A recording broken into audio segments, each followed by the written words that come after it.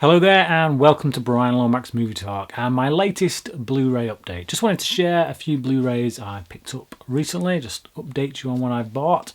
A few really good films, I think. So yeah, let's begin. First up is Let the Right One In. I do own this on DVD, but I recently recorded an episode of the Brits on Flicks podcast with Graham from Man v Film. And we did Dracula, Bram Stoker's Dracula. That was his choice. And then it was my choice at the end of that show for the next one, which I decided to go with Let the Right One In. Now, I did intend on just watching my DVD copy, but I walked into a charity shop literally the day after we'd recorded that podcast and saw this on Blu-ray. So I thought, £2, pick that up and give it a watch before we record the next podcast. But I think this is a cracking film, possibly one of the best vampire films of all time, if not the best.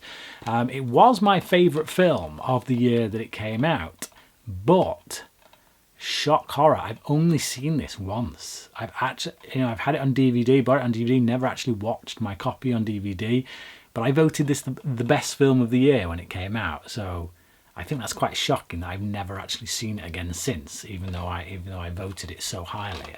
So yeah, about time I got around to watching this again.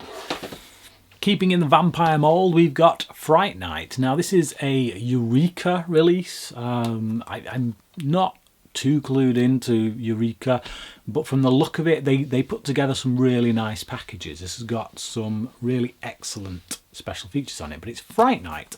For anyone who hasn't seen this, if you're really into vampire movies, it's a classic 80s vampire movie. It's dated a bit in some parts, particularly the music, like you can tell it's 80s. But if you like a good vampire film, then this is the film for you. It's kind of like a comedy horror, so it's not out and out horror. It's got a lot of comedy in there too. So yeah, really good film. Next up is Superman Unbound. This is one of the DC animated universe movies. For anyone who knows, anyone who doesn't know, I've been going through all the DC animated movies with Steve, aka the Law Gnome, over on his channel. We're going through all of them. We're taking them in chunks, so we're doing these episodes in which we discuss each of these movies. So yeah, I thought I'll pick this up on Blu-ray. Again, this is another one I already have on DVD, but found this pretty cheap on Blu-ray, and I'll give it a watch before we get to it for our rundown of the DC animated movies. It's not one of the best ones, but it's certainly not one of the worst. It's a solid movie, I think. If you like the villain Brainiac, the Superman villain Brainiac, then this is basically the film for you.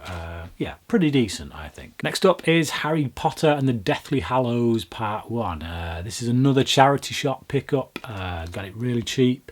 Triple play as well. Can't believe how cheap I got this for. And unopened. Still sealed. So yeah, I think I paid £3 for that in a charity shop. Again, another one I've got on DVD, but like when it's there on Blu-ray and so cheap, I can't resist. I have part 2 on Blu-ray as well, so I figured I'd grab that one just to complete the set, so to speak. Next up is The Godfather. Now, this one I didn't buy. My mum bought me this, along with the next one, actually, as a bit of a gift for helping her out with something. But, yeah, classic movie. One of the best gangster films ever made. One of the best movies ever made. I think most people wouldn't argue against that. Yeah, I don't own this one, so it's about time I did. Brilliant film. I'm someone who actually thinks that the first one is the best of the three.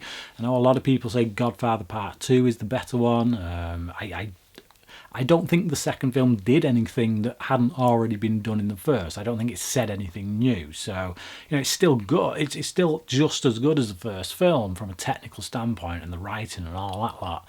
But I just think because it didn't really offer anything new, for me, if you're asking which one's the best, which one's the greatest Godfather movie, I'm going to go with the first one. And one of my personal favourite movies of all time is Michael Mann's heat, and this definitive director's edition has just been released. Now there's no new footage in the film. Don't pick this up thinking you're getting some kind of director's cut in which he's added some footage. It's just he's cleaned it up a bit, cleaned up the sound and things, and there's some new special features on there. So yeah, for me, couldn't resist. It's one of my favourite films of all time, easily in my top 20, but possibly in my top 10. I absolutely love this film. If you've never seen the shootout sequence, then you are missing something really, really special.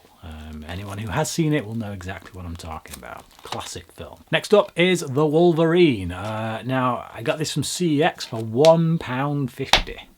£1.50, man. I got this basically because I'd come out of seeing Logan the day before, and I was on a bit of a high from that film because, quite frankly, it's one of the best, possibly the best X-Men film. I personally still cling on to X-Men 2 as the best, maybe when I've seen Logan a few more times.